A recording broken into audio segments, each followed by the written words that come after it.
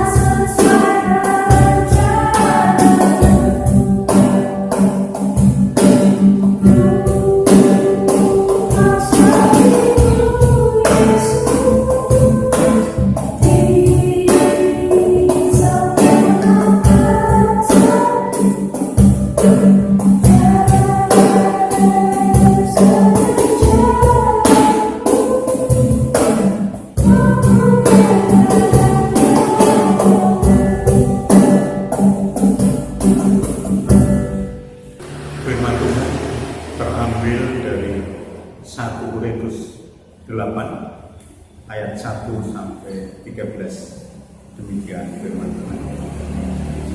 Tentang persembahan berhala.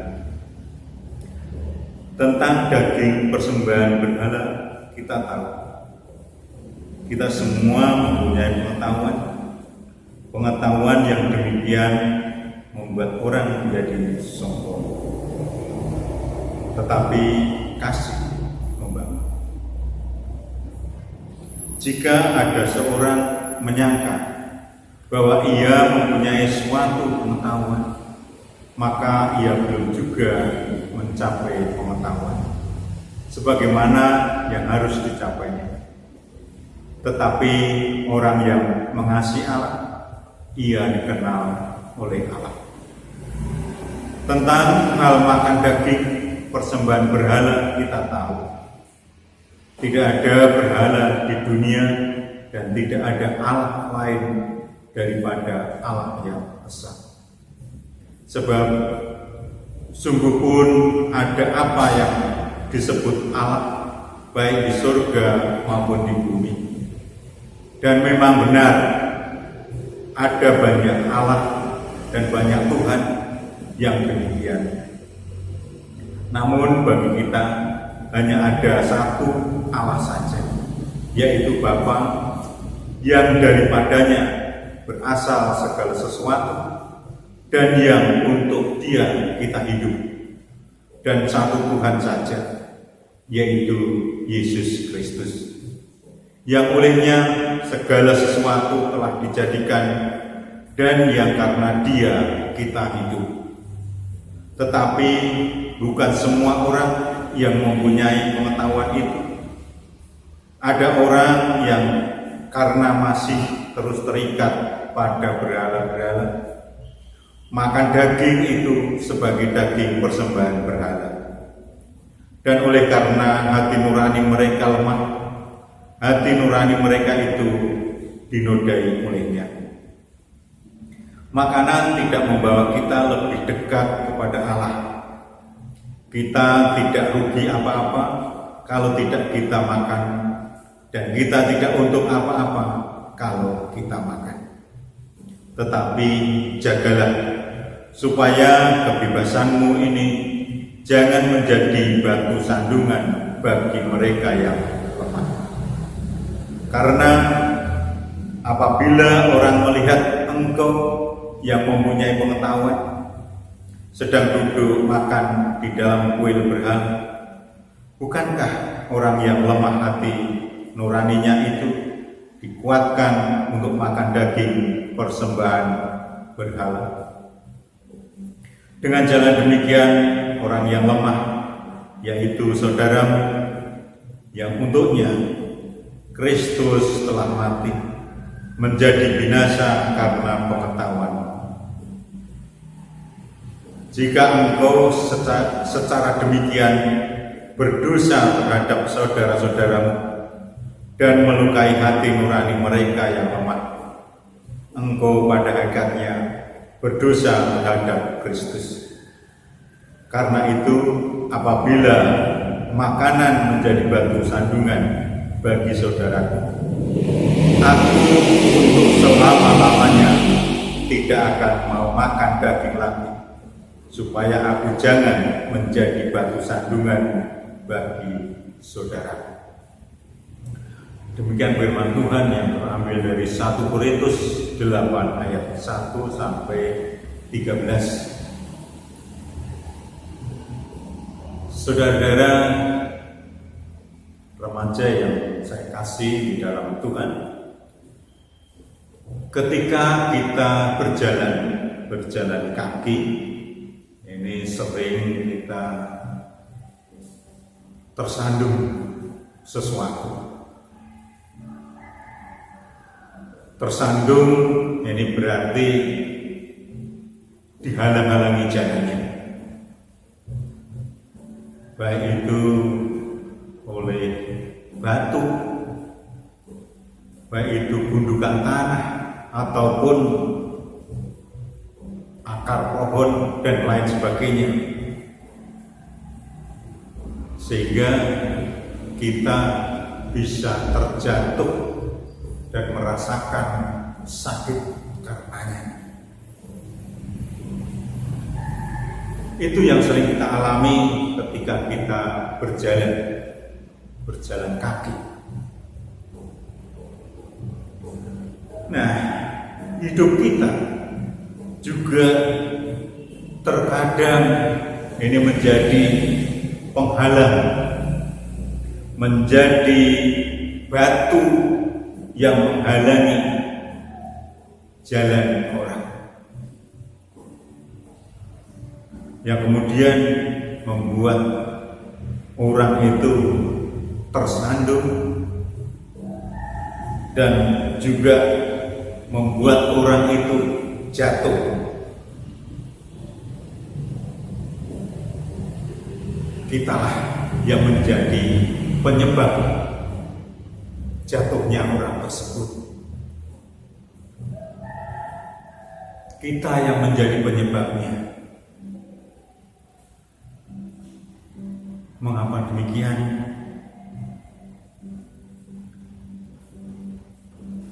Kita sering mengambil langkah, kita sering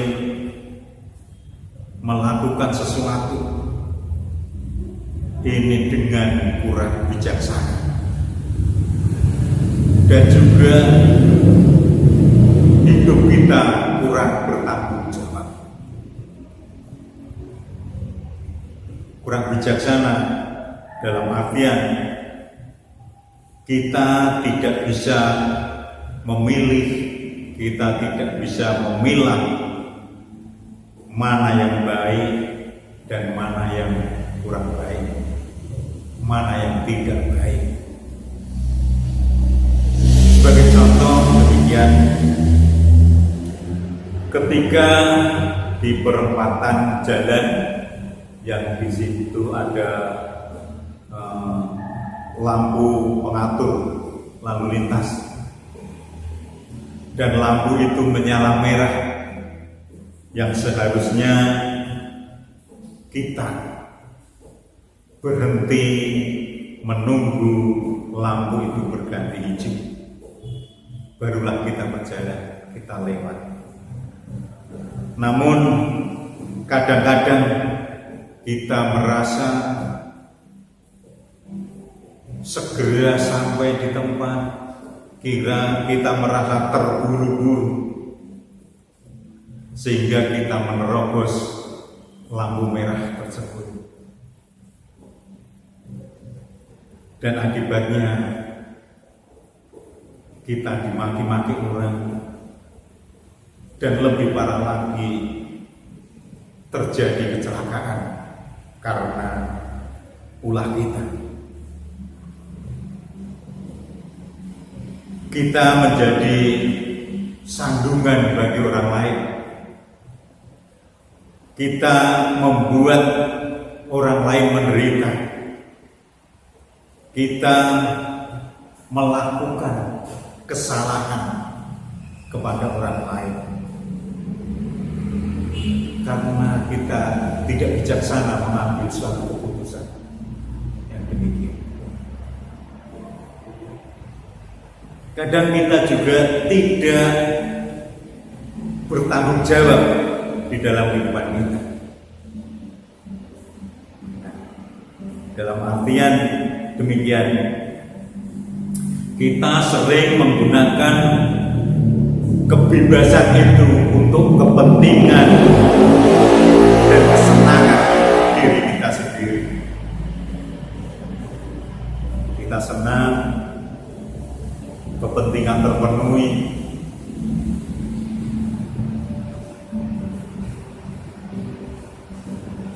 sebagai contoh demikian, kita memiliki kendaraan sepeda motor misalnya, sepeda motor yang sudah dirakit oleh pabrik sedemikian standar, segala sesuatunya ada yang sudah sesuai standar. Namun kadang kita, terutama remaja, pemuda, kadang menggantikan hal-hal yang standar dengan hal yang tidak standar.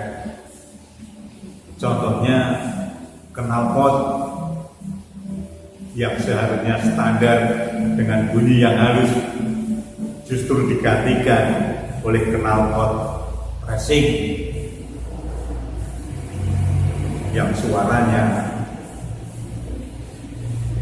memekakkan telinga. Kita yang mempunyai kendaraan senang, bangga dengan keadaan itu. Namun belum tentu orang lain yang mendengarnya merasakan senang, merasakan bangga juga, tidak. Justru sebaliknya, orang lain ini merasakan polusi suara knalpot kendaraan itu yang tidak nyaman. Kita pun menjadi batu sandungan karena ulah kita. Kebijaksanaan dan tanggung jawab itu harus kita pilih. Saudara-saudara yang terkasih dalam Tuhan, di dalam suratnya Rasul Paulus ke jemaat Korintus, ini Paulus juga mengingatkan jemaat Korintus agar lebih bijaksana di dalam bertindak, terutama di dalam hal yang kita baca ini, di dalam hal makan dan makanan. Makan dan makanan yang dipersembahkan untuk berhala waktu ini. Makan dan makanan yang juga kita makan. Pada saat itu Rasul Paulus menyampaikan lebih baik tidak memakan kalau hal itu hanya menjadi sandungan. Makan di kuil berhala dan makanan berbahan dasar daging bisa menjadi sandungan bagi jemaat di Korintus pada saat itu. Maka bagi Paulus, kalau hal itu mengganggu iman jemaat, lebih baik untuk tidak dilakukan. Jemaat memang diberi kebebasan untuk memilih, tetapi tidak asal memilih. Kita harus mempunyai kebijakan, kita harus mempunyai kebijaksanaan di dalam memilih. Begitu juga kita harus bertanggung jawab atas pilihan kita, sehingga kita tidak akan menjadi sandungan bagi orang lain. Nah, di sini Paulus mengajak jemaat Korintus untuk meninggalkan hal-hal yang menjadi sandungan di dalam kehidupan berjemaat. Saudara-saudara remaja yang terkasih dalam Tuhan, belajar dari apa yang disampaikan oleh Paulus kepada jemaatnya di Korintus. Pada saat ini kita juga diingatkan untuk selalu mengambil sesuatu dengan bijaksana dan dengan penuh tanggung jawab.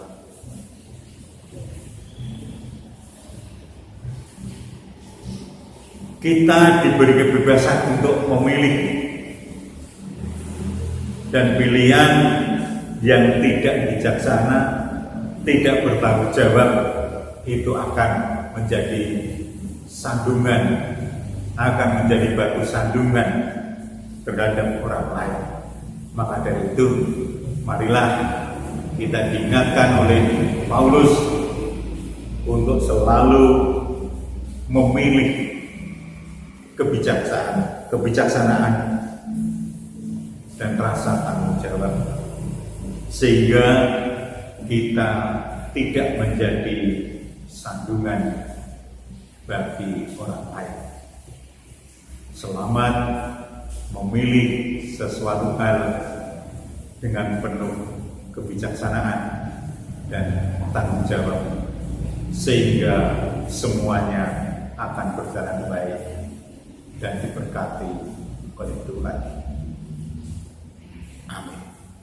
Untuk menanggapi firman, mari kita dengarkan satu pujian dulu. Terima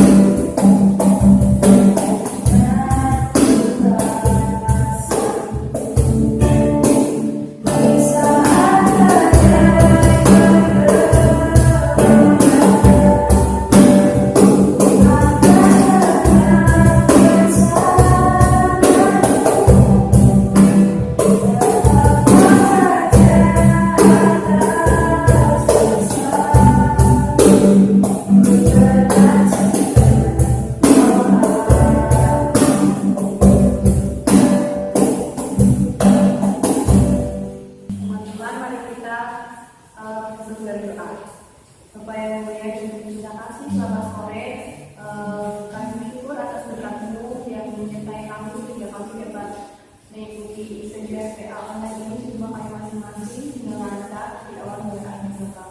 Bapak sediakan yang berdoa berdoa dan jaga serta atas hati dari Bapak. Kalau terkait dalam alam bersama ini, semoga pandemi ini dapat berakhir dengan cepat Bapak. Terima kasih berdoa untuk pulang terkecil yang terkena bencana alam Bapak, selalu melindungi orang-orang yang memberikan kesehatan serta keselamatan diri mereka Bapak. Terima kasih berdoa untuk kerja kami, sampai alami, kalau terkait sehatnya, kalau terkait Bapak Sembara Bapak, kalau berikan kesehatan, dan kesejahteraan kepada jemaat-jemaat Bapak. Kami juga berdoa